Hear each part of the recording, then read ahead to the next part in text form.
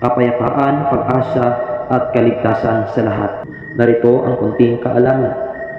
Nasaan ang mga kaluluwa ng mga tao namatay? Pagdating sa paniniwala sa kaluluwa, ang iba'y nasa mundo daw ng mga kaluluwa at sila ay naipon. Ang iba'y bumabalik at sumasanib sa ibang tao o hayop.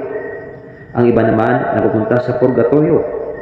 Ang iba naman pag-alagala sa mundo at sila ay nagpaparamdam. May katotohanan ba ito? Walang batayan na ang mga kaluluwa sa Biblia may ibang mundo. Walang biblical proof na kaluluwa sumasanib sa iba. Walang biblical proof na ang kaluluwa napupunta sa purgatorio. Walang biblical proof na ang mga kaluluwa pag-alagala dito sa mundo. Ayon sa banal na kasulatan sa Hebreo 9:27, at kung paano itinakda sa tao ang mamatay na minsan, pagkatapos nito ay ang paghuhukom. Maliwanag na ang kaluluwa ng taong namatay ay haharap sa Diyos. Ayon po sa aklat ng Daniel sa 12 verse 2, at marami sa kalat na natutulog sa alabok ng lupa, ang iba'y magigising sa walang hanggang buhay, ang iba'y magigising sa walang hanggang pagkapahamak at kahihiyan. At sabi sa Apokalipsis sa 14:13 na sa kapahingahan na ang mga taong na mayapa kung sila ay tumanggap sa Panginoon sa pamagitan ng pananampalataya. Halimbawa, sa banal na kasulatan ng kaluluwa ay hindi na maaaring babalik o sasanib pa sa iba.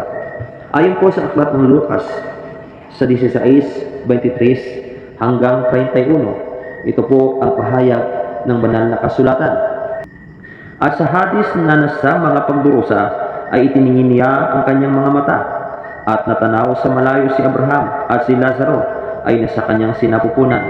At siya'y sumigaw at sinabi, "Amang Abraham, maawa ka sa akin, at suguin mo si Lazaro upang itubog niya sa tubig ang kanyang dulo ng kanyang daliri, at palamigin ang aking dila, sapagkat naghihirap ako sa alab na ito." Datapat sinabi ni Abraham, "Anak, alalahanin mo na ikaw ay tumanggap ng iyong mabubuting bagay sa iyong pamumuhay, at si Lazaro sa gayon ding paraan ay masasamang bagay. Datapat ngayon ay inaaliw siya rin, at ikaw ay nasa kahirapan. At bukod sa lahat ng ito, ay may isang malaking banging nakalagay sa pagitan namin at ninyo, upang ang mga mag-ibig tumawid buhat dini hanggang sa inyo ay hindi maaari, at gayon din walang makatawid mula diyan hanggang sa amin." At sinabi niya, "Ipinamamanhi ko nga sa iyo, Ama, na suguin mo siya sa bahay ng aking ama, sapagkat ako'y may 5 kapatid na lalaki, upang sa kanila'y patutuhanan niya, baka pati sila'y mga parito sa dakong ito ng pagdurusa." Datapat sinabi ni Abraham na sa kanila si Moises at ang mga propeta, bayaan sila'y pakinggan nila. At sinabi niya, hindi amang Abraham, datapat kung ang isang mula sa mga patay ay makaparoon sa kanila, sila'y mangagsisi.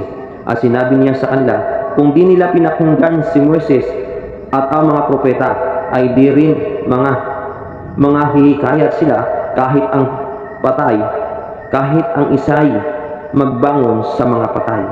Maliwanag po, mga minamahal namin mga kaibigan, na ang patay ay hindi na po maaaring babalik pa. Sana maging gabay ito sa iyo upang masumpungin mo. Sana maging gabay ito sa iyo upang masumpungan mo ang katotohanan. Purihin ang ating Panginoon.